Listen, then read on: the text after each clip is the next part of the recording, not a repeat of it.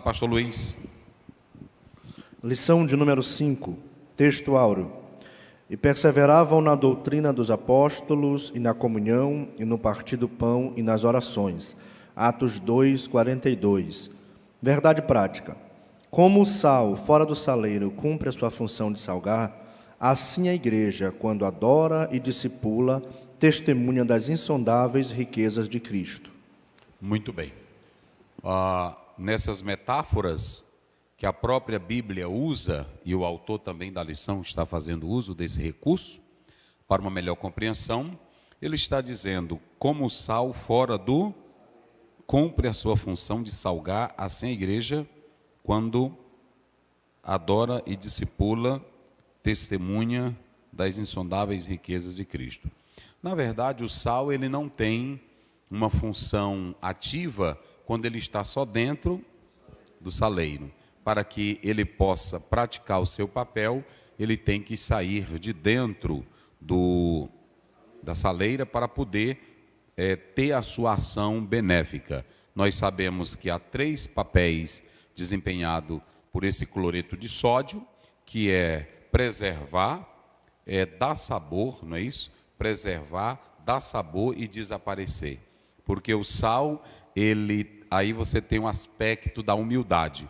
Ele faz o trabalho dele, não é isso? Ele faz o trabalho de salgar, ele faz o trabalho de preservar da podridão, da imoralidade, conservando, mas você pode chegar em qualquer restaurante e ver um prato muito bonito, lindo, você vê o sal? Não. Então o sal também desempenha o papel de humildade, né? Já a outra figura é a luz. A luz não tem como esconder. Aí Jesus, nesse capítulo 5, quando você lê aí no próprio texto bíblico, Mateus 5, 13 a 16, ele deixa claro que não se pode pegar uma candeia e colocar debaixo de onde? Debaixo do alqueire, debaixo do velador, da cama, mas tem que ser colocada no velador, para que todos vejam. Aqui Jesus estava se referindo à missão da igreja, não é isso? A missão da igreja é dar sabor, a missão da igreja é preservar. Um mundo podre como o nosso se encontra na imoralidade, em um liberalismo teológico sem precedente, em um mundo marcado pela desigualdade, pelo racismo, pelas diferenças, em um mundo marcado pela maculação do que é sagrado. O Senhor Jesus está deixando claro nos seus ensinos que a igreja precisa responder isso de forma positiva, como sal e como luz. Ou seja, se ela ficar apenas dentro do saleiro, as 4 paredes do templo, apenas dentro de uma sala de estudo teológico, não vai funcionar para nada. Olha aí, para nada. E o sal, quando ele aparece, não presta. É verdade. Salgou, ninguém gosta. Então, aqui você está tendo a missão precípua, a missão, na verdade, a natureza da igreja, né? E a lição de hoje, ela trata sobre isso, a missão da igreja de Cristo, ok? Essa é a perspectiva que nós estamos pontuando. E quando nós falamos da missão da igreja de Cristo na terra, o pastor Luiz já colocou aqui, vamos observar, você que está em casa, aqui nós temos a missão real da igreja. Qual é a primeira? Edificação. Depois, discipulado e ensino. Depois, adoração. Depois, e o que? Testemunho. E o que? Faltou aí a primeira, pastor Luiz, que é a proclamação do evangelho. Coloque aí. Pode colocar aqui embaixo, que é proclamação do evangelho. Então, amanhã, quando você for ministrar na sala de aula, você já começa mostrando que aqui nós temos os pontos positivos que eles estão delineando, eles estão especificando a natureza, a essência da igreja. Então, primeiramente, a missão da igreja é proclamar o evangelho. Quando Jesus ressuscita, nós vamos falar isso em Marcos, ele diz, ide por todo mundo, pregai o evangelho. Depois em Mateus 28, 19, ele diz, ide portanto, fazei discípulos de todas as, batizando em nome do Pai, do Filho e do Espírito Santo, e ensinando a guardar todas as coisas que eu vos tenho dito. Então note que a proclamação, a missão da igreja é proclamar o evangelho. Qual é a missão da igreja? Edificar. A missão da igreja não é destruir, a missão da igreja não é causar polêmica, a missão da igreja não é brigar com o Estado, a missão da igreja não é brigar com pessoas, a missão da igreja não é causar escândalo, a missão da igreja não é apenas praticar um social, ela pode fazer isso, mas a missão primordial, prioritária da igreja é proclamar o evangelho. Depois, edificar vidas, edificando uns aos outros. Se a igreja ela tem partidarismo no seu meio, se os membros estão se digladiando, se mordendo, se estão se separando, não estão na natureza da igreja, não estão cumprindo a missão da igreja, que a missão da igreja é edificar. A missão da igreja não é destruir, a missão da igreja não é criar fofocas, a missão da igreja não é criar partidos. Inclusive o apóstolo São Paulo diz à igreja de Corinto, quer dizer que Cristo está dividido? A forma que vocês estão vivendo, Cristo está dividido? Então, o trabalho da igreja é edificar o mais fraquinho crente, edificar o irmãozinho mais fraco. Hoje nós sabemos que existem irmãos na igreja que às vezes tem um ponto de vista fraco, às vezes não tem uma boa teologia, e chega o irmão que acha que é forte, já atacando o irmão fraquinho. Veja aí, Romanos 14, não é assim? Ele já chega destruindo o irmão que é fraquinho. E nem todos os crentes têm uma grande fé, têm uma perfeita fé. Há alguns que precisam do nosso apoio. Como é que diz aí? Primeiro. Ora, quanto ao que está enfermo na fé... Para aí. Quanto ao que está enfermo na fé... Ou seja, o crente pode ficar enfermo na fé? Sim. Pode. Aí o apóstolo São Paulo está dizendo... Quanto àquele que é enfermo na fé. Vamos lá? Recebei-o não em contendas sobre dúvidas. Não é para receber em contendas sobre dúvidas. Olha como é que é para fazer com ele. Porque um que crê de tudo se pode comer, e outro que é fraco come legumes. O que come não despreze o que não come. Tá vendo? E o que não come não julgue o que come, porque Deus o recebeu por seu. Isso aqui já está acabando com essa passagem bíblica, ela já começa a acabar com a gracinha daqueles que vão para a internet e dizem, eu posso beber cachaça, eu posso beber uísque, eu posso beber, não tem nada a ver. Você tem que saber que quem tem Jesus tem responsabilidade com o corpo de Cristo. Não é assim? E a minha fé não é uma fé para prejudicar o outro, a minha fé é para ajudar o outro. Então, se eu sei que o irmão se escandaliza com aquela postura, eu não vou ter essa postura de prejudicar a fé dele. E aí o apóstolo São Paulo diz, se vivemos ou morremos, nós vivemos para quem?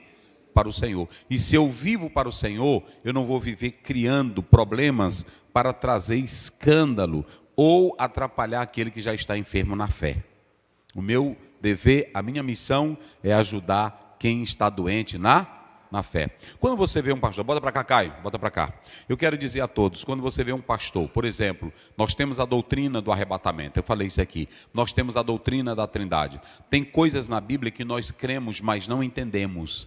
O fato de eu crer e não entender não me dá direito de ser sensacionalista, ir para a internet, isso aqui não existe, atrapalhando a mente de tantos cristãos que são enfermos Isso é falta de responsabilidade, isso é para ganhar seguidores, é para criar polêmica. Eu deixo de dizer aqui, você que gosta da internet, que gosta de TikTok, siga líderes que você vê a postura dele, você vê nele desejo de que você seja edificado, você não vê ele ridicularizando a igreja, atacando líderes, atacando pessoas. Quando ele dá um conselho, sempre no final do conselho dele, ele está dando um conselho bom para que você siga a Cristo, para que você obedeça a palavra. Agora, quando você vê pessoas só batendo, só acabando, só destruindo e não tem uma palavra de sarar, essa pessoa deixa ela de mão. Rejeite ela porque ela está com espírito de amargura, espírito de raiva, e o verdadeiro crente, qual é a missão dele?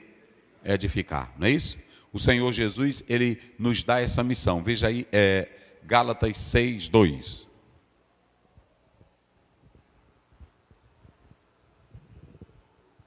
Gálatas 6:2, vamos lá. Olha o que diz a Bíblia, a palavra de Deus. Gálatas 6:2. Levai as cargas uns dos outros, e assim cumprireis a lei de Cristo. A lei de Cristo é o amor. Quem procura ajudar os outros, cumpre a lei de de Cristo. Então, esse é o trabalho, essa é a missão. Discipulado e ensino é a outra missão da igreja. A igreja ela tem a missão de discipular e também de ensinar. E só se faz discípulo, ouçam bem, discípulo não se faz na base do grito, discípulo não se faz na base do pulo, discípulo se faz com ensino. Não existe essa nova unção, novo poder, não. O que existe é o ensino que traz o poder, que traz a edificação, que traz o fortalecimento, ok? Adoração e comum. Pronto, a missão da igreja é adorar. Adorar quem? O Deus que lhe salvou, o Deus que lhe perdoou, o Deus que enviou Jesus. Tudo que nós fazemos na igreja deve ser em torno da adoração para... Mas não é só na igreja. Tem pessoas que estão separando adoração na igreja, adoração na rua. Não, na igreja nós vamos para exercer os nossos dons com os irmãos. Eu adoro a Deus em casa, eu adoro a Deus na rua, eu adoro a Deus na praça, eu adoro a Deus no trabalho. 1 Coríntios 10, 31, quer comais, ou bebais, ou façais qualquer outra, faça para quem? O meu casamento, eu posso adorar a Deus no meu casamento, sim ou não? No meu estudo, eu posso adorar a Deus ou não? Então, essa é a questão. Nós não podemos separar. E aí vem a comunhão. Eu não posso adorar perfeitamente a Deus se eu não estou em Hebreus 12, 14. Segui a paz com todos e a santificação, sem a qual... Pronto. Então, se não há comunhão vertical e horizontal, eu não posso adorar a Deus em espírito e em verdade. Por quê? Porque de lábios comprometidos, lábios falsos, olhem para cá, lábios falsos não podem brotar a verdadeira adoração. Veja aí Mateus 15, 6. E tudo que eu falo é na Bíblia. Se você quiser se zangar, é com a Bíblia. Porque não sou eu não, vamos lá. Lábios. Tem muita gente adorando, bota para cá, Caio, bota para cá. Tem muita gente adorando na igreja, mas está entregado com o Pai, está entregado. Olha para cá. Se você, não importa a igreja que você diz que está. Você pode estar na church, você pode estar na big church, você pode estar na Assembleia de Deus, pode estar na Batista, pode estar na Presbiteriana. Se tu estás dobrando o teu joelho, está entregado com o teu Pai, tua oração não sobe, teu louvor não sobe. Se tu estás na igreja, saiu da igreja, foi para outra, porque brigou com o teu pastor lá, também a tua oração não presta. Nem a tua e a do pastor que está lá, enquanto vocês dois não se perdoarem, entendeu? Se vocês analisarem, tem muita gente adorando, tem cantor adorando, tem pregador que diz que está adorando, mas é na intriga, é na briga, é no fuxico, é na porrada. O que diz aí a Bíblia? O que diz? E assim invalidastes pela vossa tradição o mandamento de Deus. Isso. Observem bem que ele diz: esse povo honra-me com os lábios. Mas o coração está o quê? Longe de mim. Eles tinham doutrinas dele. É o 8. Vai lá. Olha aí. Esse povo honra-me com os lábios. Para aí. Sou eu que estou dizendo? Sou, pastor? Não. Aí se zangam comigo, né? Assim. É porque é o seguinte, eu vou te mostrar. Tu bota pra cá, Caio. Tu tá filmando? Bota pra cá. Olha, quem tá brigado com a esposa, quem tá na intriga, quem tá na porrada, quem tá no fuxico, quem tá na mentira, quem tá na falsidade, a oração não sobe. Não, ele pode profetizar, ele pode gritar, pode rodopiar, pode pular, pode plantar bananeira, pode dar gritinho, pode bater palma, pode fazer o que quiser. A oração não sobe. Por que não sobe? Olha o que Jesus disse: esse povo honra-me com seus lábios, sim, mas o seu coração está longe de mim. Há muita gente que está adorando a Deus apenas do que? De lábios. E vocês podem observar no capítulo 6 do livro de Isaías, quando Isaías quis adorar, ele não pôde. Por que ele não pôde adorar? Lábios impuros. Aí teve que tirar o quê? A impureza dos lábios, professor César. Aí diz: foi retirada a tua impureza. Aí agora ele podia proclamar o evangelho. Olha para cá. Pastor também de vida comprometida, boca podre, boca suja, que vive assistindo filme pornográfico, na imoralidade, nas piadas imorais. Tu pode pregar evangelho, mas os teus lábios não estão honrando a Jesus. Lábios que honram a Jesus são lábios puros, porque Deus só quer pessoa pura. Aí tem ele dizendo aí: mas Deus usa o bandido, ele pode usar, mas não tem compromisso com ele. Porque Deus até usou a jumenta. Tu quer ser jumenta? Então pronto. Deus usou, mas a jumenta prega evangelho? Jumenta dirige igreja? Então pronto. Entendeu? Tem muita gente que diz: Deus falou na boca da jumenta. Deus não falou na boca da jumenta. Deus fez a jumenta falar. Deus não entrou na jumenta. É assim, no ímpio, um ímpio pode, eu conheço vários ímpios que falaram palavra de Deus e que eram criminosos, mas falaram porque Deus usou. Até o mesmo que disse, gente, tem uma profecia que um justo tem que morrer por todos, e ele não era cristão. Não é assim? Então o que eu quero dizer para vocês é que Deus usou Ciro. Ciro era cristão? Não. Deus usou vários reis, mas que na verdade não tinham um compromisso com Deus.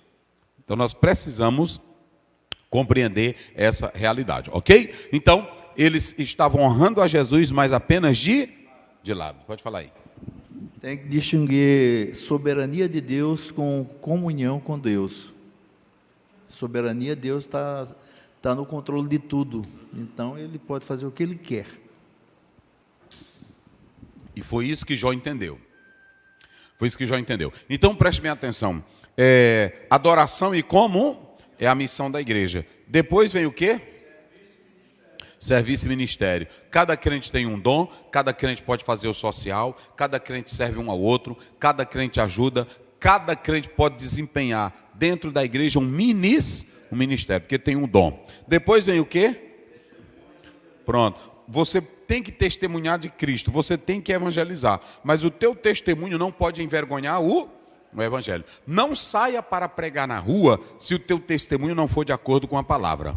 Não use o púlpito para pregar se o teu testemunho não for com a palavra. Eu já contei aqui para vocês de um pastor que chegou na nova comunidade e aí ele pregou um bonito sermão, e aí quando ele pregou o sermão, aliás, dizem que ele ainda ia pregar, e ele pegou um coletivo para ir para aquela igreja, e quando chegou lá, o motorista do ônibus deu um valor X para ele, e aí quando ele foi saindo, ele disse, olha, o senhor me passou tanto, eu lhe dei tanto, mas o senhor me passou tanto. Aí ele disse para ele, não pastor, eu sei, é porque eu sou daquela igreja que o senhor pregou ontem, eu só queria saber se o senhor era fiel. Então, isso é muito sério, se não tiver testemunho, não pode pregar, porque tu pode falar bonito, tu pode ter oratória, tu pode ter sermão bonito, mas se a tua vida não é marcada por um testemunho de verdade, o teu evangelismo não presta. Evangelismo que presta é aquele que a vida condiz com a palavra de Deus, ok? Aí vem aqui, unidade e edificar. Pronto, a igreja ela tem que estar unida. Como é que eu vou edificar o outro se eu não estou unido com o meu irmão? Salmo 133 diz, ó quão bom e quão suave é que os irmãos vivam como? Em união. E aí, proclamar o evangelho. Essa é a missão da igreja. Então amanhã você pode começar especificando essa missão. Vamos aos dois textos, começando com Marcos. Marcos 16, 14. Finalmente apareceu aos 11, estando eles assentados juntamente, e lançou-lhes em rosto a sua incredulidade e dureza de coração, por não haverem crido nos que já o tinham visto ressuscitado. E disse-lhes, ide por todo o mundo, pregai o evangelho a toda criatura. Quem crê e for batizado será salvo, mas quem não crê será condenado. E estes sinais seguirão aos que crerem. Isso. Em meu nome expulsarão demônios, falarão novas línguas, pegarão nas serpentes, e se beberem alguma coisa mortífera, não lhes fará dano algum. E imporão as mãos sobre os enfermos e os curarão. Ora, o Senhor, depois de lhes ter falado, foi recebido no céu e assentou-se à destra de Deus. E eles, tendo partido, pregaram por todas as partes, cooperando com eles o Senhor e confirmando a palavra com os sinais que se seguiam. Pronto, então aqui nós temos o primeiro texto que está consubstanciando a lição, e aí nós já vamos seguindo aqui a primeira parte, que é a pregação e instrução. Nesse capítulo de Marcos, você vê toda uma instrução de Jesus e ele depois ordenando aos discípulos para irem pregarem por todo o mundo. Como diz o verso 15, não é isso? Ide por todo mundo. Mas preste bem atenção, não pode pregar evangelho, é aqui que eu quero que você compreenda. Não pode pregar evangelho quem é incrédulo. Não pode pregar evangelho quem não tem convicção de que Cristo ressuscitou.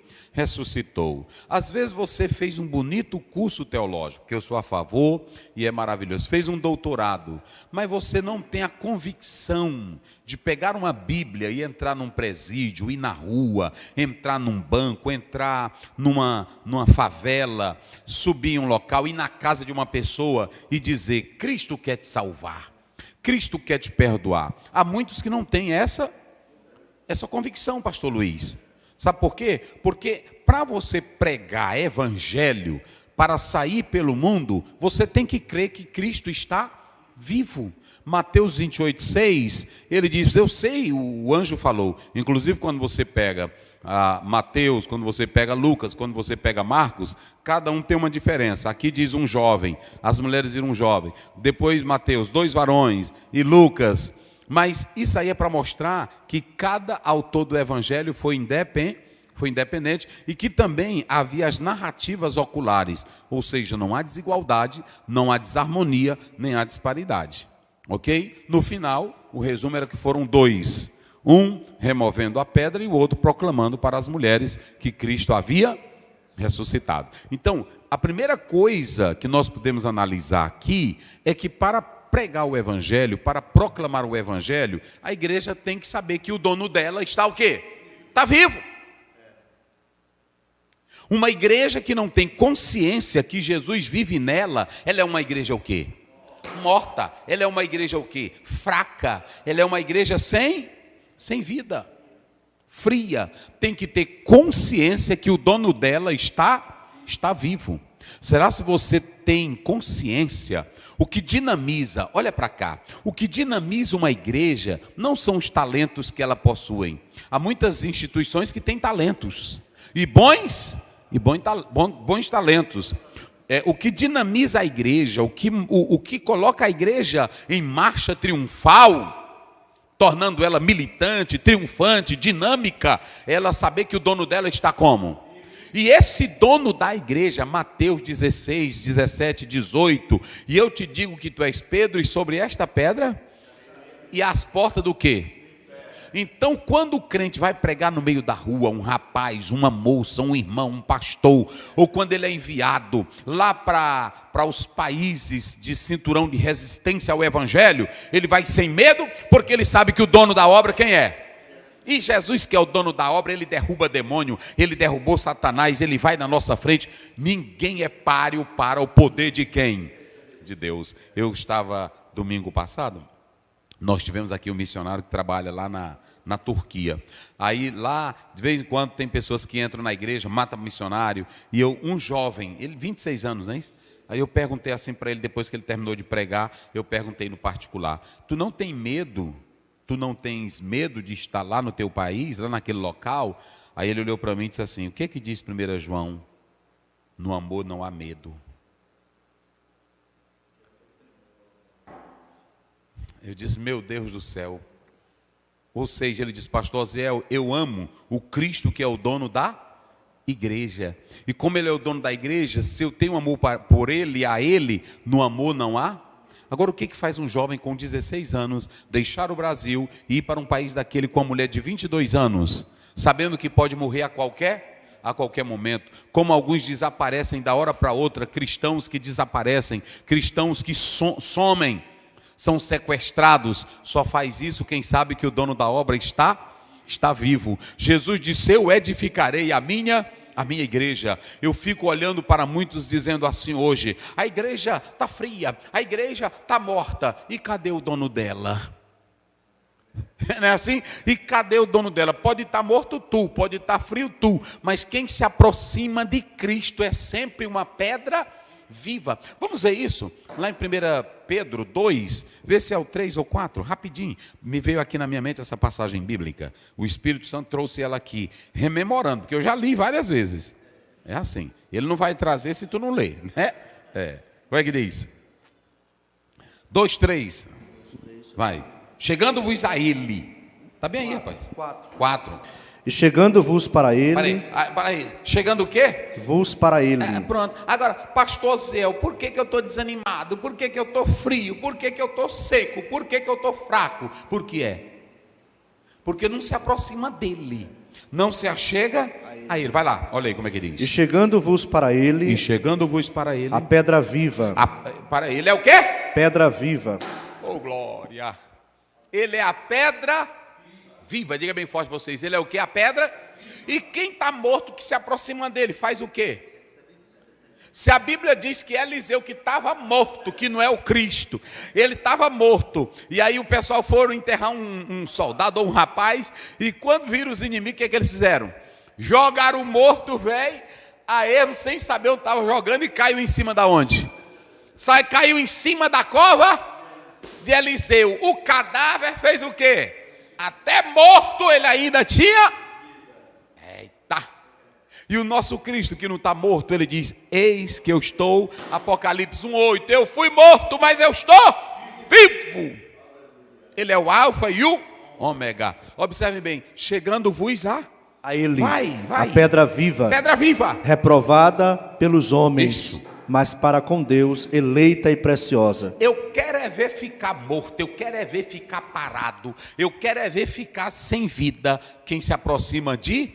Todos que se aproximam dele, que se achegam a ele. Ele disse lá em João 15, 1-2, quem está ligado em mim, eu nele, dá fruto, porque tem vida. Ele dá a vida. Observe, vê aí Apocalipse 1:18. Então, observe bem que a primeira coisa é que só pode pregar evangelho quem vive essa vida de Cristo, quem tem Cristo. Pregar evangelho não é teoria. Hoje tem muita gente que até a forma que ele prega de Jesus, ele tem uma boa oratória, ele tem um bom conhecimento, ele tem conhecimento de grego, de hebraico, de latim, mas ele quer só impressionar com as informações. Ele só está dando informação, diferente daquele que o Cristo vivo está nele. Tem irmãos que são analfabetos e eles não têm tanto conhecimento, mas quando vão falar de Jesus, falam com mais ousadia do que nós. Porque quem é que está dentro dele? Quem vive nele? Jesus. É por isso que aquele diz: porque ele vive, posso crer no amanhã. Não há incerteza para quem sabe que Jesus está vivo. Rapaz, um homem que pega uma Bíblia dessa, ele vai para uma praça, ele vai para uma rua, ele vai para uma favela, ele vai para o Oriente Médio, ele vai para um hospital, ele vai para um cabaré, ele vai pregar o evangelho, ele entra com ousadia, é porque ele sabe quem é o dono da obra que está vivo. E esse dono da obra que está vivo ressuscitou e diz: eu vou na frente de vocês. Eita glória! Se tem demônio, se tem cão, se tem diabo, se tem perseguição, se tem luta, se tem desafio, se tem batalhas, mas tem um que já está na tua frente. Como é que diz? 18. E o que vive, E o fui que morto, e o que vive. Fui morto, mas aqui estou, vivo para todo sempre. Eu estou vivo para todo Sempre. Ainda tenho a chave da morte. Aí vai. E tenho as chaves da morte. Não há mais império das trevas, não há nada que possa destruir um crente quando Jesus vai na frente dele. Então, se tu queres pregar o evangelho, que a missão da igreja é o quê? Qual é a missão da igreja? Mas para proclamar o evangelho, tem que ter consciência de que Jesus está o quê? Está vivo. E para ter consciência de que ele está vivo, tu tem que tirar duas coisinhas da tua vida. Quais são? Diz aí, quais são elas? A incredulidade e a dureza. A incredulidade e a... Veja bem, Jesus aparece aos 11, né, assim que está no texto.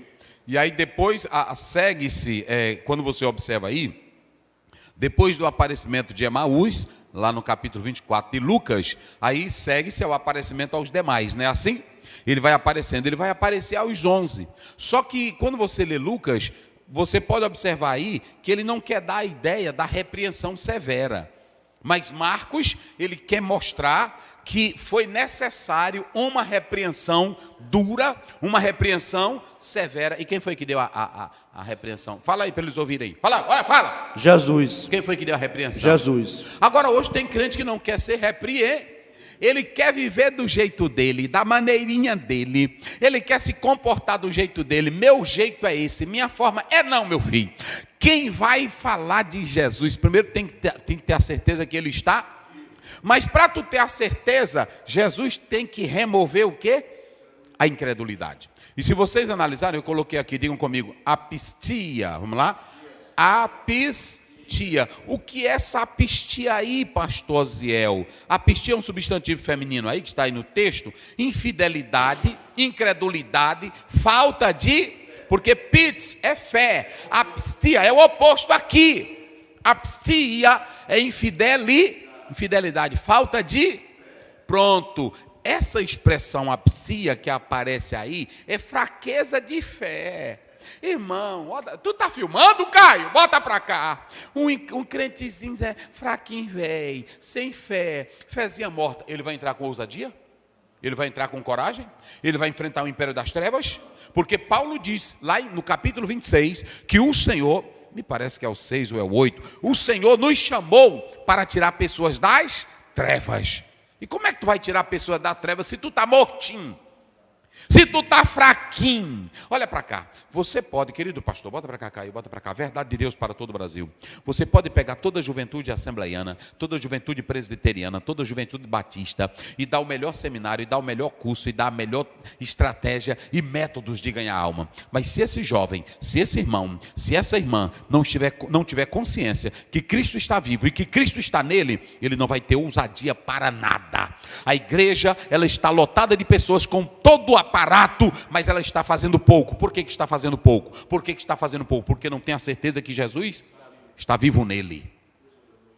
É o 18, vai 18. ler. Para lhes abrires os olhos, Para abrires os olhos e das trevas o converteres às luz, e das trevas converteres à à luz, e do poder de Satanás para Deus. E do poder de quem? De Satanás a Deus. Olha, para uma pessoa chegar e ter uma pessoa endemoniada, uma pessoa possessa, e aquele crente bater com fé e com coragem, só se ele tiver certeza que Jesus está.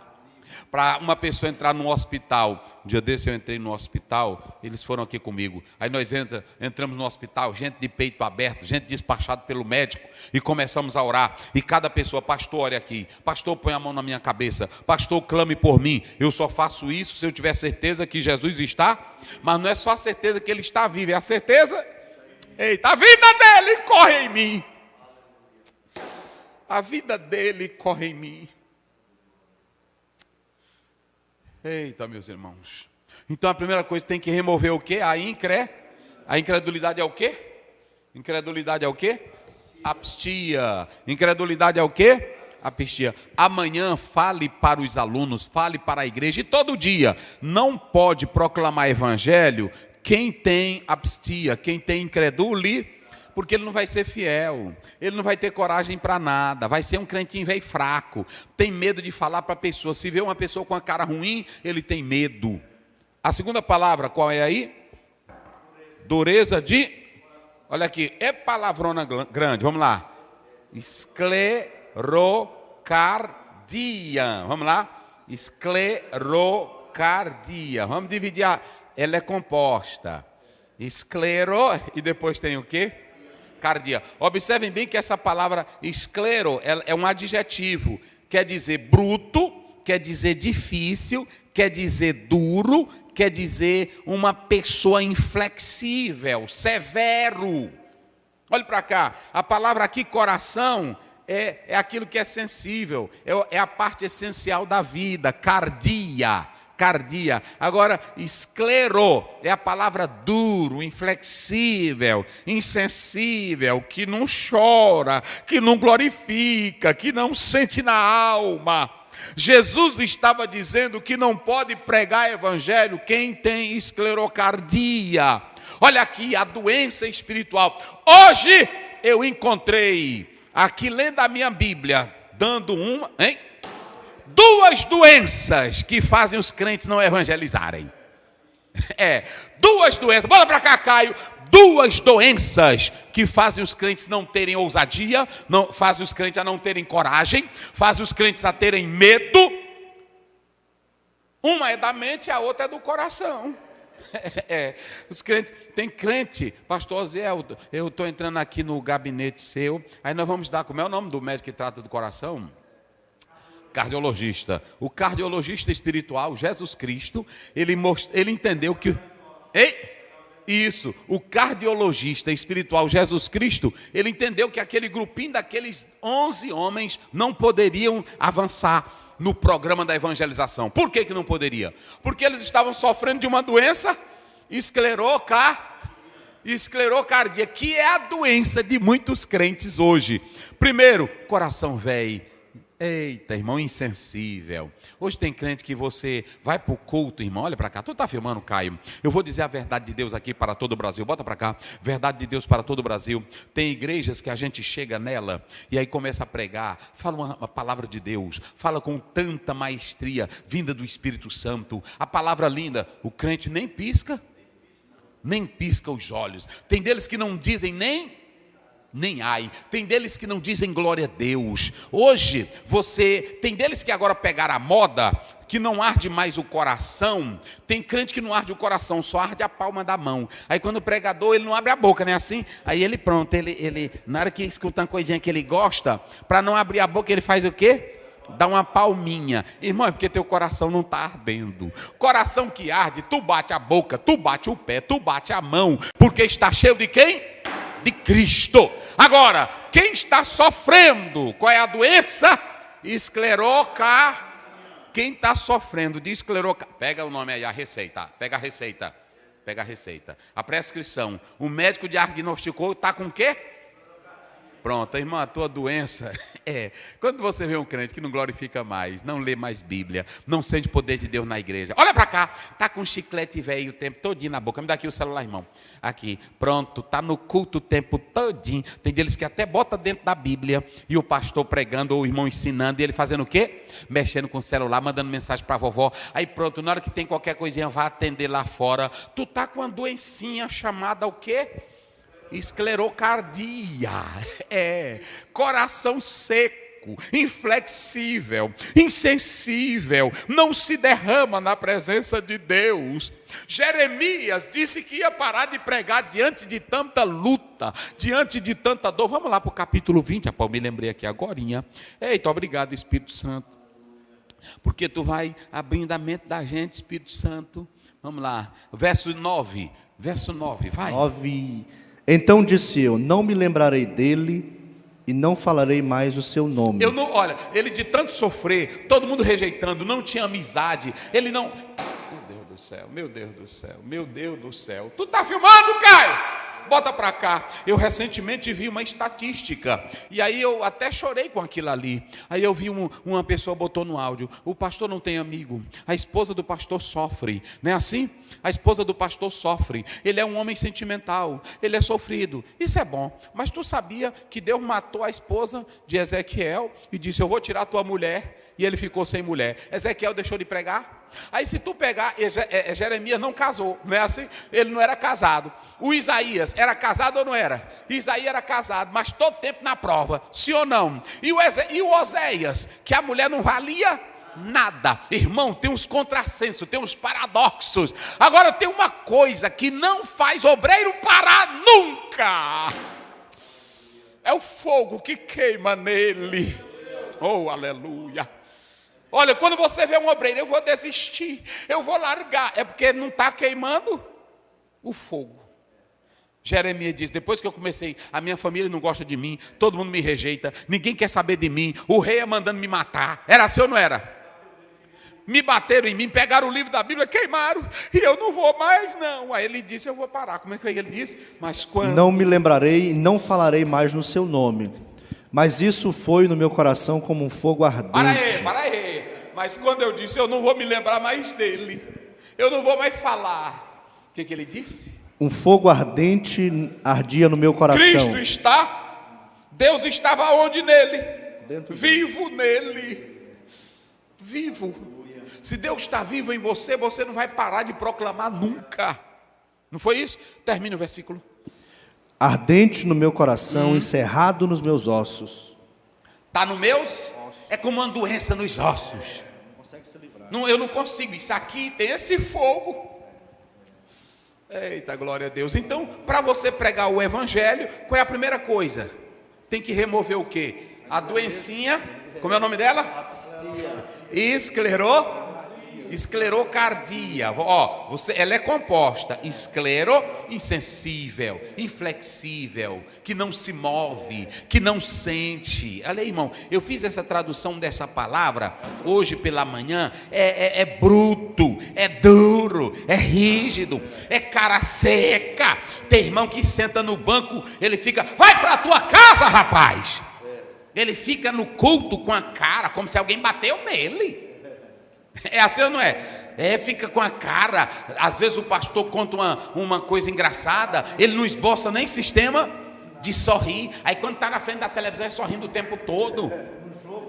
No jogo ele pula, bota pipoca. No culto ele ainda fica dizendo: esse pregador aí, eu não vou estar com o negócio de levantar a mão. E quando ele está no jogo, basta uma pessoa fazer um jeito de chutar, ele também quer chutar com ela. Ele se levanta com ela. Mas para Deus está frio, está morto. Eu vou te dar um recadinho de Deus. Mateus 22. Vamos lá, pastor. Mateus 22. Eita, rapaz, verso 32. Olha de quem que Deus é Deus. Olha de 32. Quem que Deus é Deus. Eu sou o Deus de Abraão. Eu sou o Deus de Abraão. De Isaac. Eu sou o Deus de Isaac. E o de Jacó. Eu sou o Deus de Jacó. Deus não é Deus dos mortos. Eu não sou Deus dos mortos. Mas eu sou Deus de quem? Mas dos vivos. Eu sou Deus de quem? Dos vivos. Eu sou Deus de quem? Dos vivos. E se Jesus está vivo, você proclama. Proclama na casa, proclama na rua, proclama na igreja.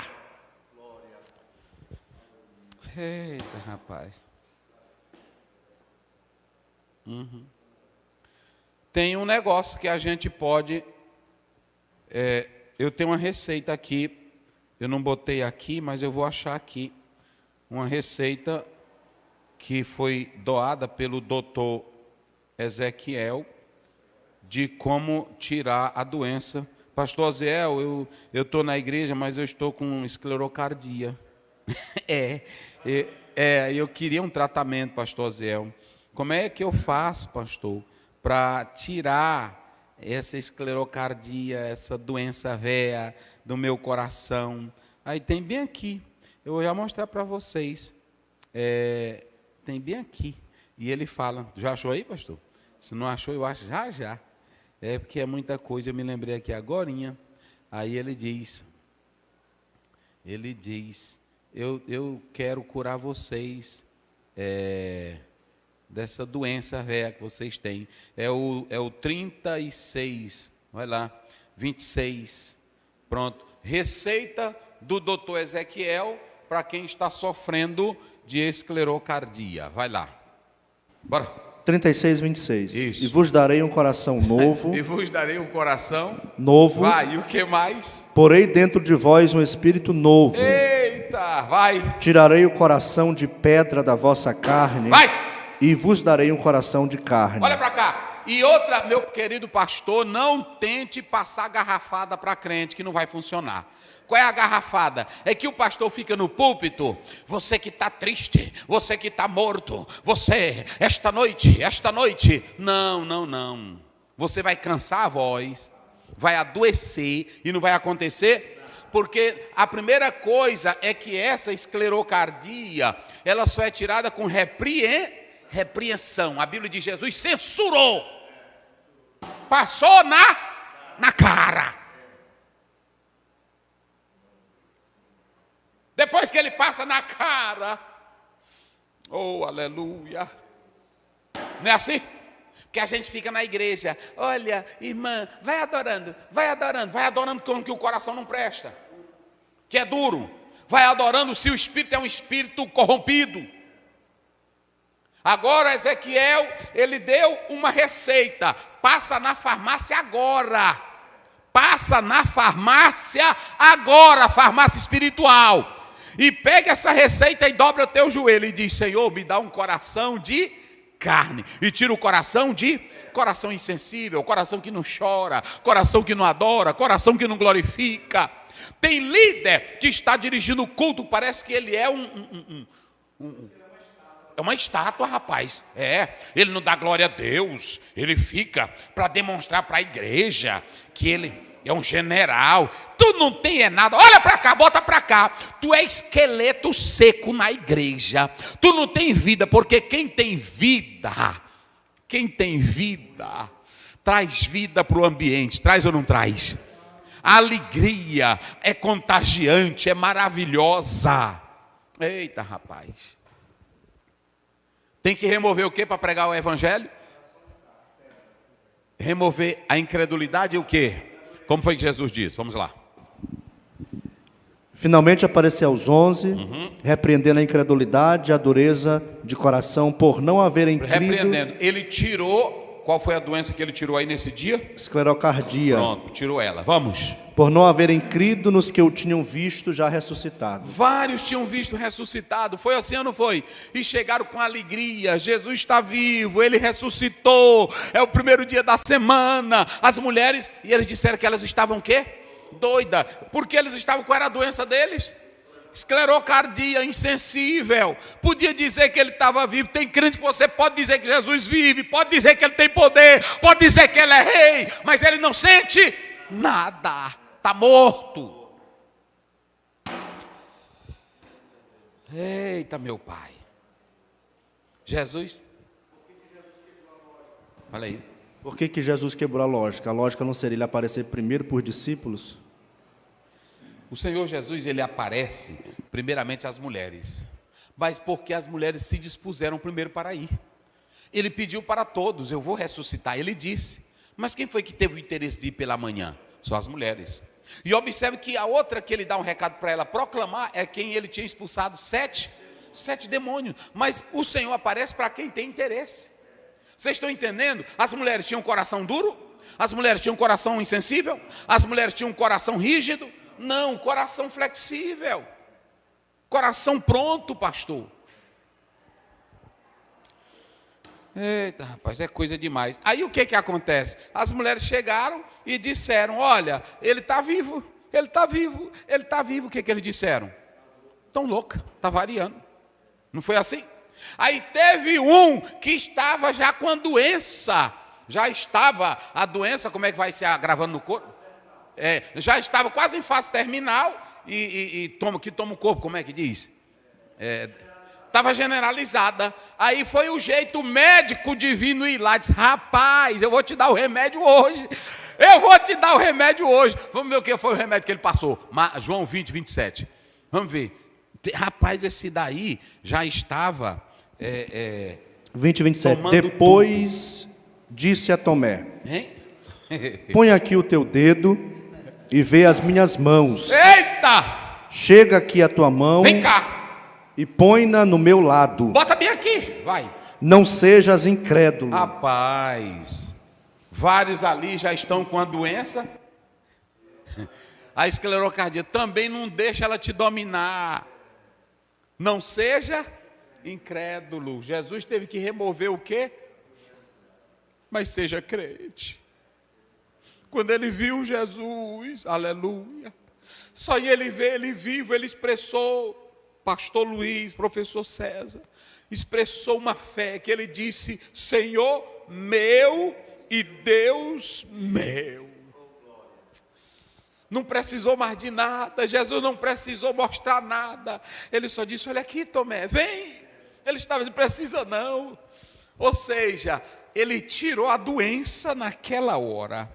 Vamos lá, tem coisa demais e eu vou correr. Então, qual é a única base da salvação? Observem bem, a única base da salvação que o pastor leu. Crê e for batizado será salvo. Muito bem, aqui o batismo, gente, vamos analisar. O batismo, todas essas pessoas aqui já eram salvas em Cristo. Já tinha salvação em Cristo. Nós hoje adotamos o batismo como um ato simbólico, para declarar que a pessoa morreu para o mundo e que ela está viva para Deus. O batismo também é uma forma da pessoa passar a estar em comunhão com os membros do corpo de Cristo.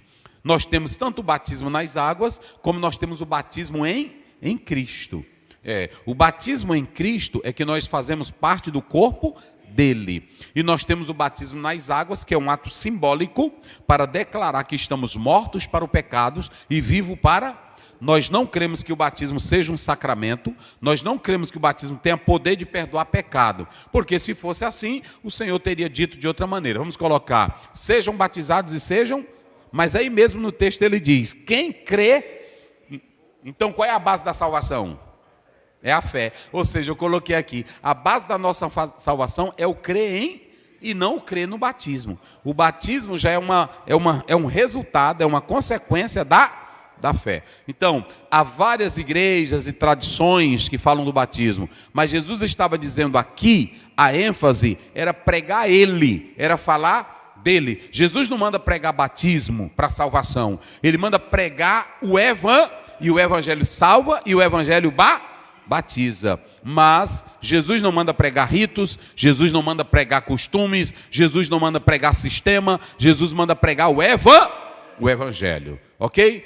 Aí depois no 17 ele diz, vamos lá, o 17. 17. E estes sinais seguirão aos que crerem. Sim. Em meu nome expulsarão demônios, falarão novas línguas. O Senhor Jesus aqui, ele estava profetizando o que haveria de acontecer na igreja que tinha ele vivo.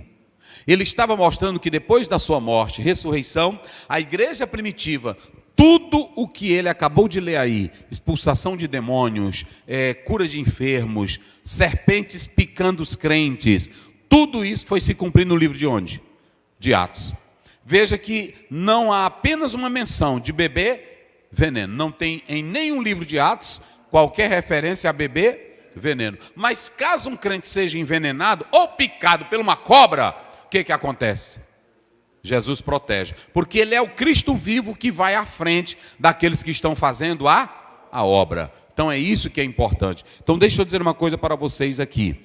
Quando nós atentamos para isso, o Senhor Jesus estava falando, falar em novas línguas, expulsar demônios, serpentes, tudo se cumpriu no livro de Atos dos Apóstolos. Quando você lê o capítulo 28 de Atos, você vai ver isso, 1-6, Paulo foi picado por uma víbora, mas ele não morreu, porque ele foi protegido. Agora, também quero dizer, não há aqui nenhuma base para autorizar alguém beber, ou ir para o culto e fazer o culto de hipnotizar serpentes. Não tem pessoas que fazem isso? Que eles pegam, teve até um pastor que recentemente morreu, porque ele fez isso. O Senhor não está dando. A serpente é o diabo, e nós temos autoridade para expulsar o diabo. Jesus disse lá em Mateus 10, eis que eu vos dou poder para pisar o quê? Pronto. Serpentes são os demônios, as ações maléficas do maligno, ok? E ele tem o seu veneno que ele tenta nos envenenar. Agora, na autoridade do Cristo que está vivo, nós temos a vitória. E aí, vem o mais interessante, é o verso 20. O que você tem no verso 20? No verso 20 você tem a ascensão de Cristo. Deixa eu dizer uma coisa. Quando a gente lê os relatos dos evangelhos, a gente pensa que depois que Jesus apareceu aos discípulos, ele logo foi assunto aos céus. Não, senhores. Veja bem, quando ele ensinou os discípulos, no livro de Atos, capítulo 1, ele passou quanto tempo? 40. Ele passou 40 dias. Depois disso, Atos 1:11, é que ele vai embora para o céu. Agora, antes dele ir, ele vai dar poder para que haja confirmação no ministério. Isso aqui é muito importante. O pregador, o evangelho, o homem de Deus, ele tem que pregar e o Senhor confirma o evangelho como? Com milagres, com salvação. Vamos ver aí 15:19 de Atos. 15:19 de Atos. 15:19. Pelo jugo que não se deve... Aliás, Romanos. Não é Atos, porque eu troquei aqui, vamos lá. 15:19 de Romanos.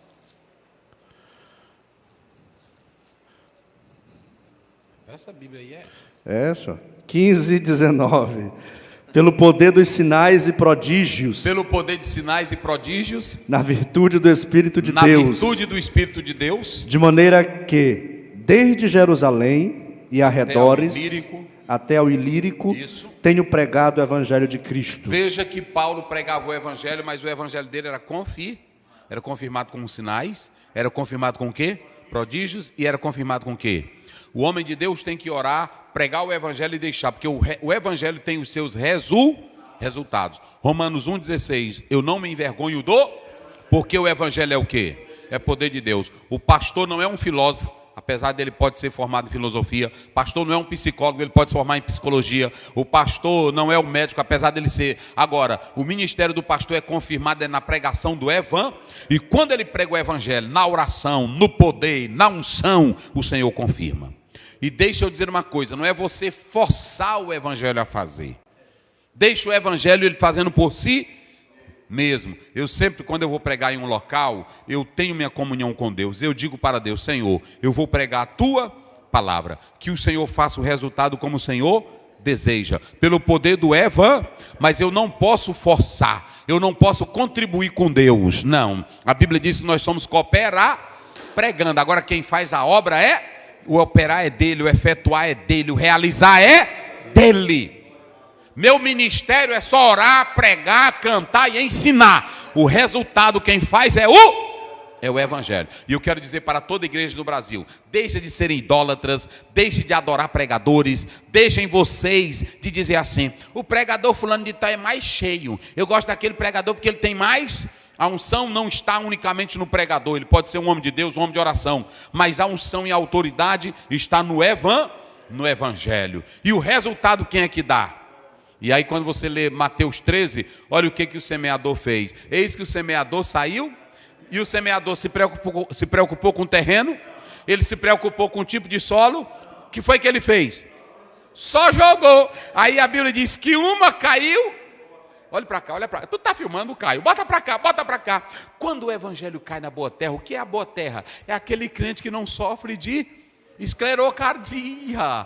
Vamos ver aí, é o 13, lá pelo verso 13, corre. É porque eu ia pregar hoje, aqui dar esse ensino, bem pouquinho, mas rapaz, isso, mas o Espírito Santo vai mexendo com a mente da gente, não é? 8, pastor, 8. Vai, é o 8. E outra caiu em boa terra, deu fruto, um a 100, a 60 e outro a 30. Só produção boa. Olhe para cá, aí tem irmão que diz assim: olha, pastores, líderes, a missão do pastor é pregar o evangelho, porque quem é que confirma? Lê de novo, olha aí. E outra caiu em boa terra e olha, deu fruto. A boa terra, para aí pastor, a boa terra é o coração que não sofre de esclerocardia, ou seja, que é o quê? Incredulidade e apistia, é insensibilidade. Coração, porque se você analisar o texto, um caiu entre a beira do caminho duro, que todo mundo passa, não nasce nada. Caminho duro, todo mundo passa, não nasce. Coração velho duro, pastor pode pregar. Tem crente na igreja ruim, meus irmãos. Bota para cá, Caio. Tem crente na igreja ruim, ele está na igreja há 30 anos, ele é ruim, ele não glorifica, ele não oferta, ele não canta, ele não participa. A vida é botar defeito, a vida é reclamar. É coração velho. Ele não chora, todo mundo pode chorar, mas ele não derrama, ele está com a doença. Ei, irmão da cara feia, irmão velho duro, tu está com esclerocardia, e pastor, não luta com ele não, porque só tem um que pode tirar, só tem um médico, tem que chamar esse médico. Quem é ele? É só Jesus. Ele é quem tira a incredulidade e a dureza de... Irmão, isso aqui, dureza de coração, é a mesma coisa que está lá em Deuteronômio 24. A causa do divórcio, a causa da separação, que foi que Jesus disse? É a dureza. Crente que tem coração ruim, isso aqui é sério, isso aqui é muito sério. Crente que tem coração ruim, ele mata. Crente que tem coração ruim, fala mal dos outros. Crente que tem coração ruim, ele vai para a igreja e senta lá no banco só para ver defeito, para ele colocar, porque ele não muda. Crente que tem coração ruim, ele é insensível. Quem é insensível, ele não tem a empatia, ele não tem o sentimento de ajudar o outro. Isso aqui é muito sério. Agora observem bem, uma parte caiu à beira do caminho duro, a outra caiu entre os pedras, só tinha uma camadinha de terra, pronto. E a outra caiu onde? Entre os espinhos. Só terreno, só coração ruim. Olha aí, não sou eu não, gente, é a Bíblia.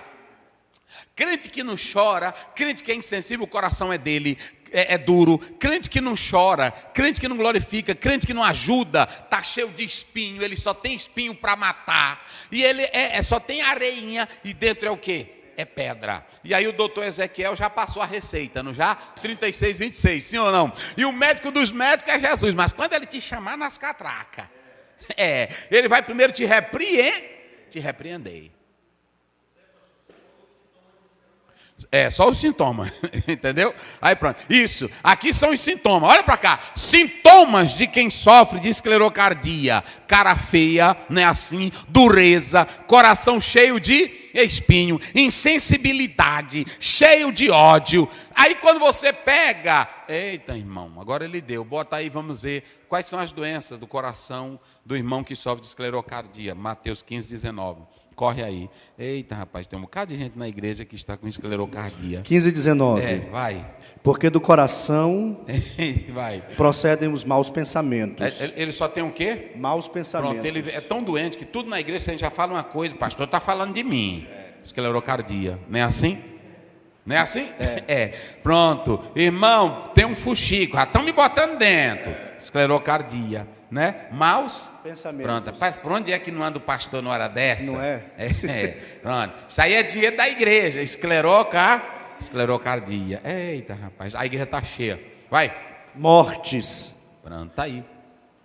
Vive matando os outros, ele não quer saber, não se importa. Eu não estou me importando com quem sai da igreja, ele mata os outros, vai. Adultérios. Aí pronto, tá cheio de gente que adultera e fica com a cara limpa. Vai lá, o que mais? Prostituição. Tem mocinha na igreja que está dormindo com um rapaz. E olha, tem delas que estão dizendo assim hoje. Elas estão dizendo, não há nenhum versículo na Bíblia que diga que casamento só é para fazer sexo depois de casar. Não tinha casamento, tinha sim. Quem primeiro casou o primeiro casal?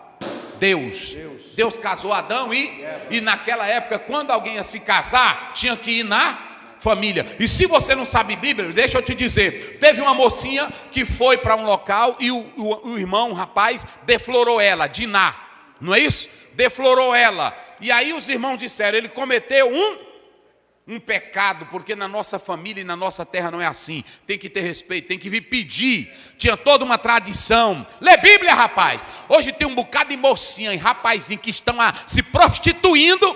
E aí depois vem só perante o altar. Olha, Jesus me perdoa. Não, senhor, você tem que confessar teu pecado perante a igreja, perante o povo, pedir perdão e se reconciliar. E olha para mim, bota para cá, Caio. Se tu queres, meu jovem, minha jovem, um casamento abençoado, entra pela legalidade. Ok? Qual é a outra doença do coração? Furtos. Gosta de roubar, vai. Falsos testemunhos. Gosta de falar mal dos outros. Blasfêmias. Gosta de blasfemar de tudo. Aí são os sintomas de quem sofre. Está aqui. Eita, meus irmãos. E o remédio eu já te dei. Eu já te dei o remédio. Ezequiel, não é assim? Só tem. Porque é o seguinte: isso aqui não tem remédio. É só um transplante. Ainda estou. É isso aí. Não tem remédio. Olha para cá. Não tem remédio. É só chamar o doutor. Não tem remédio para esclerocar. Não tem remédio. O único remédio qual é? É a cirurgia. E só quem é que faz a cirurgia? É porque teu coração não presta. Ele tem que dar um coração novo. Vamos lá. Encerrou aqui. Vamos finalizar com Atos 2. Vamos lá. Agora eu estou. Atos 2, 42. Isso. E perseveravam na doutrina dos apóstolos, na comunhão, no partir do pão e nas orações. Em cada alma havia temor. E muitas maravilhas e sinais se faziam pelos apóstolos. Todos aqueles que criam estavam juntos e tinham tudo em comum. Vendiam suas propriedades e fazendas, repartiam com todos, segundo a necessidade. E perseveravam unânimes todos os dias no templo, partindo o pão de casa em casa, comendo juntos com alegria e singeleza de coração, louvando a Deus e caindo na graça de todo o povo. E todos os dias o Senhor acrescentava à igreja aqueles que se haviam de salvar. Muito bem, vamos rápido aqui agora. Preste bem atenção. Aqui, onde é que está, pastor? Aqui. Aqui nós temos a vida da... Quem quiser olhar para uma igreja viva, quem quiser olhar para... Pastor Zé, o que é uma igreja viva? O que é uma igreja avivada? Igreja avivada, ela tem 4 coisas nela. E aqui você tem a natureza da igreja, a essência da igreja e também a missão. Nós falamos sobre a missão da igreja, que está em Marcos, que é proclamar o evangelho, sim ou não? Agora aqui nós estamos falando da vida saudável da igreja, gente. Que coisa linda. É para a igreja sair. Marcos 16, não é assim? Ide por todo. Agora aqui é a vida de uma igreja saudável. Quais são os sinais, pastor Ziel, de uma igreja saudável, de uma igreja que a vida dela é bela, de uma igreja que é realmente avivada? Ela tem 4 sinais 4 sinais. 4 sinais. Qual é o primeiro sinal? Doutrina. Qual é o segundo sinal? Qual é o terceiro sinal? E qual é o quarto sinal? Pronto, uma igreja saudável. Igreja, olha para cá, bota para cá, Caio. Olha para cá. Igreja brasileira, povo de Deus, igreja nos Estados Unidos, na Europa. Deixa eu dizer uma coisa: igreja saudável não é aquela que tem um bonito templo. Igreja saudável não é aquela que tem poder aquisitivo. Igreja saudável não é aquela que tem grandes teólogos. Igreja saudável, tudo isso pode ser bom. Não é quem tem uma boa banda, não é quem tem uma boa regência, não é quem tem um melhor método. Igreja saudável, vamos lá, quais são as igrejas? A qualidade de uma igreja saudável, ela tem o quê? Doutrina. Vamos lá, ela tem o quê? Doutrina. Ela tem o quê?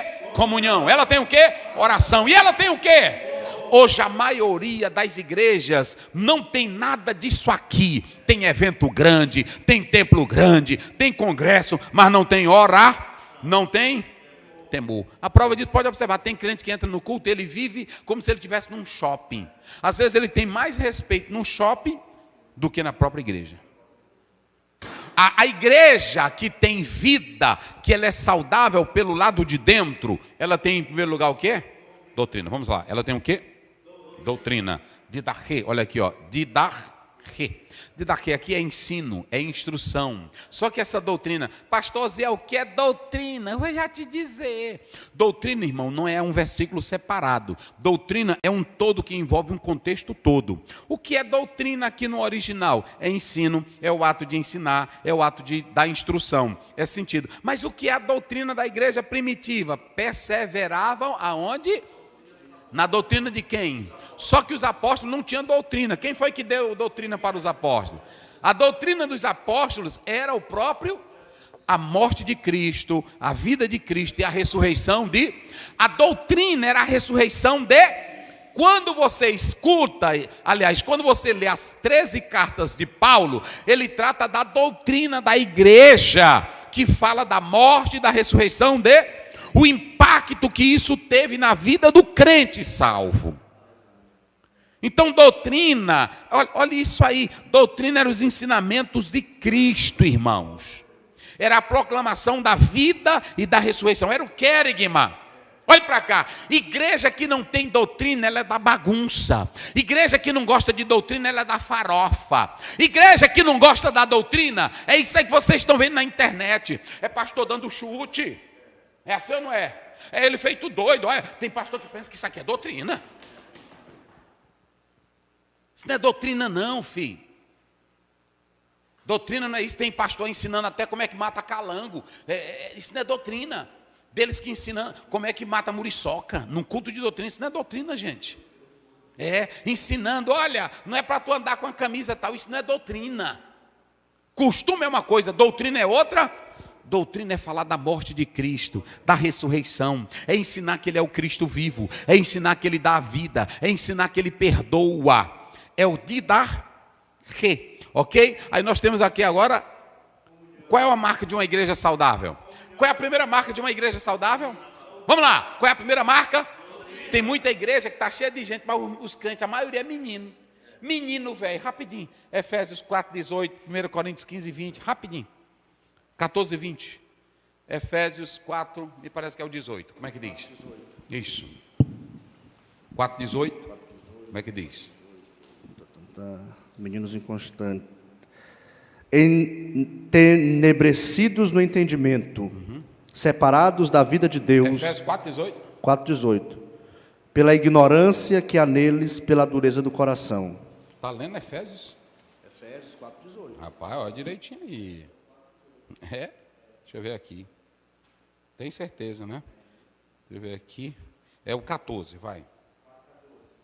Isso. Para que não sejamos mais meninos inconstantes. Meninos inconstantes? Levados Não sejamos o quê? Meninos inconstantes. As igrejas hoje têm menino inconstante? Tem. Qualquer coisinha muda de igreja? Qualquer coisinha diz que não vai se congregar? É menino o quê? Porque não está edificado. Inconstante. Qualquer coisinha... Qualquer movimento, vem um movimento do G12, levou ele. Vem um movimento do dente de ouro, leva ele. Vem um movimento do monte, leva ele. Vai. Meninos inconstantes, levados em roda por todo o vento de doutrina. Todo ventinho de doutrina que sopra, ele faz o quê? Leva ele. Vamos lá. o 1 Coríntios 14, 20. Corre, 14, corre. 20. Isso. Irmãos, não sejais meninos no entendimento. Não sejais menino no Entendimento. Você não pode ser um crentinho velho besta, meninado. Olha onde é que tu tem que ser menino. Mas sede meninos na malícia. Daí. E adultos no entendimento. Pronto. Tu quer mais? Hebreus 13, 9. Igreja saudável é a igreja que tem doutrina, ensino. Crente que gosta de sentar para ouvir Bíblia. Não vos deixeis levar em redor por doutrinas várias e estranhas. Não deixa. Tem várias ou não tem? Olha para cá. O que tem de teólogo desviado, o que tem de pregador desviado, e tu fica se levando por isso. Tu tem que saber que o Cristo vivo está dentro de ti. Vai lá. Porque é bom é que o coração se fortifique. Isso. Com graça e não com manjares. Aí de novo. De novo coração, velho. Só que agora aí já está sarado. Sarado. Como é que ele diz? Se fortifique com graça e não com manjares, Tá vendo? que nada aproveitam aos que a ele se entregam. Tem crente hoje que se não tiver piscina na igreja, ele não vai. Tem irmão, dia desse eu fui visitar uma igreja, aí o irmão disse, pastor, tem muita gente mudando para a igreja do fulano. Lá ele tem um berçário. É bom ter berçário, sim ou não? Lá tem um som, lá tem um negócio bem especial para os jovens. Aí eles botam o nome de inglês, aí fica um bocado de crente encabulado. Tu pode ter até, olha para cá, pode ter cinema na igreja. Bota para cá, bota cinema na igreja, bota cinema na igreja. Bota sala de massagem, eu vou te dar um conselho, bota sala de massagem também. O irmão chegar cansado no culto, quando ele subir lá para ouvir a palavra, bota o que para ele? A sala de massagem. Bota garçom também, né? Bota um garçomzinho para ir servir antes de subir, um suco. Aí pronto. Agora não tira o pecado. Tu pode ter massagem, tu pode ter piscina, tu pode ter o que tu tiver. Mas se tu for menino, tu vai para o inferno. Tu tem que ir para o culto, ouvir o quê? É palavra de Deus. Olha para cá, Caio. Tu não tem que ir para a igreja atrás de sorvete. Tu não tem que ir para a igreja atrás de pastel. Tu não tem que ir para a igreja atrás de carninha de churrasco. Tu tens que ir para a igreja adorar o Cristo que te salvou, fortalecer na palavra, testemunhar de Cristo e adorar em espírito e em verdade. Só que é pastel, né? Aí eu vou para a igreja de fulano de tal, que lá eles... Pronto, olha aqui, ó. Como... Essa comunhão aqui, tudo isso aqui, irmãos, era resultado do Espírito Santo. Se você ler o texto, quem estava promovendo isso aqui era o Espírito. Doutrina não faz coração gemer se não for pelo Espírito. Comunhão não existe se não for pelo Espírito. Desejo de orar não existe se não for pelo Espírito. E temor de Deus não existe se não for pelo Espírito. Então aqui estão as marcas. Quais são as marcas de uma igreja que não sofre de esclerocardia? Qual é?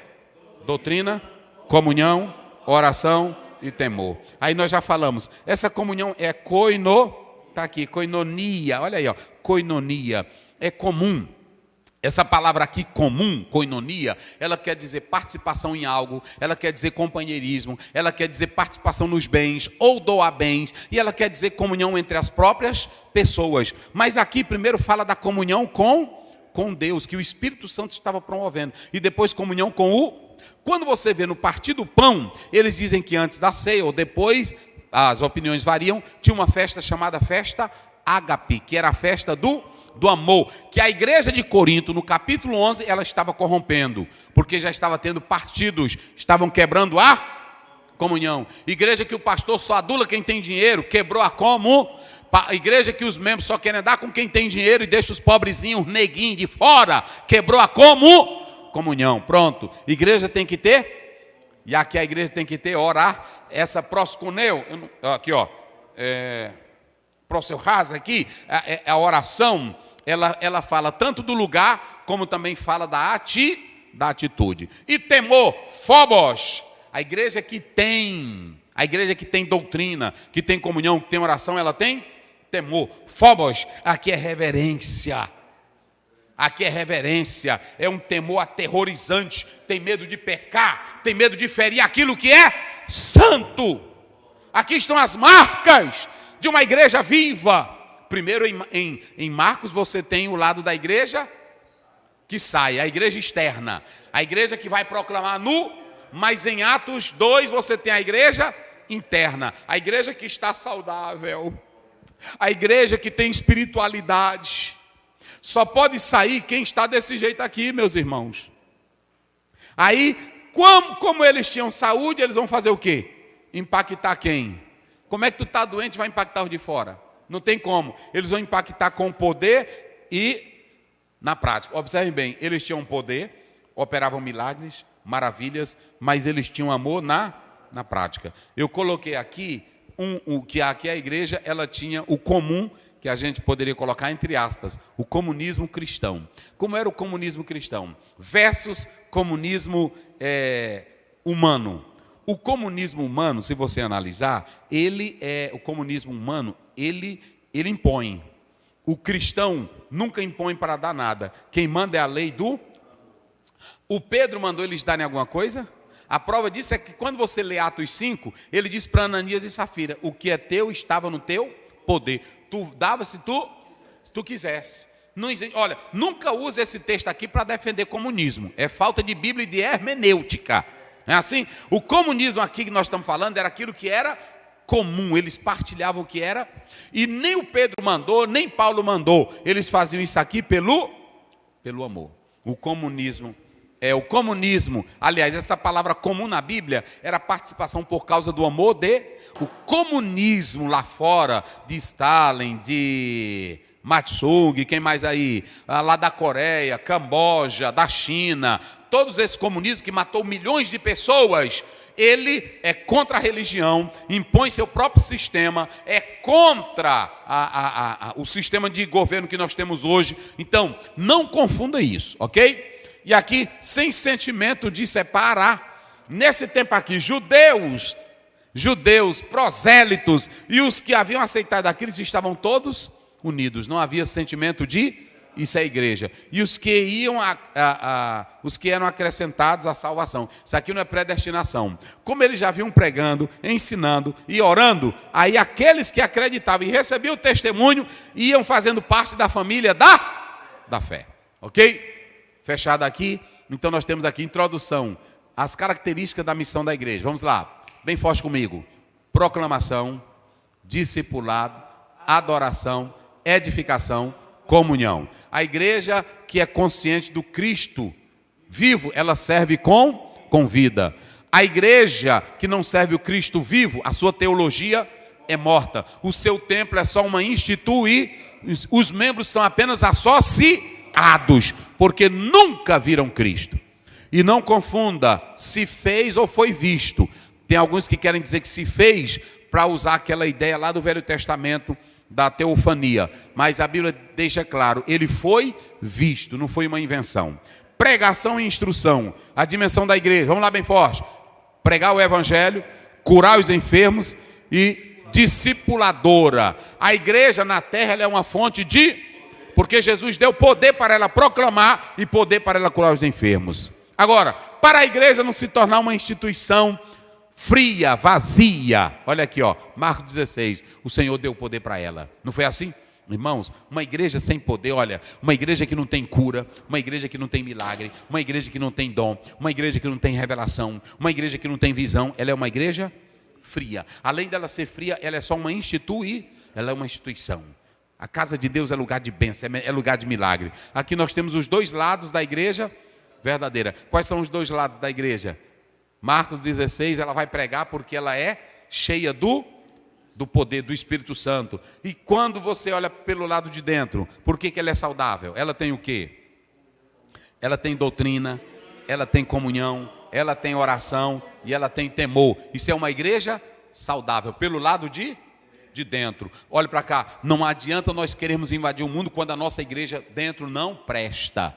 Quando ela não tem doutrina, quando ela não tem comunhão. Olhe para cá, essa igreja aqui, ela tinha uma vida tão gloriosa que ela impactava os de fora. Os de fora admiravam a igreja. A minha pergunta é, o mundo está admirando hoje a igreja? O mundo está admirando os pastores? O mundo está admirando padres? Responda você mesmo.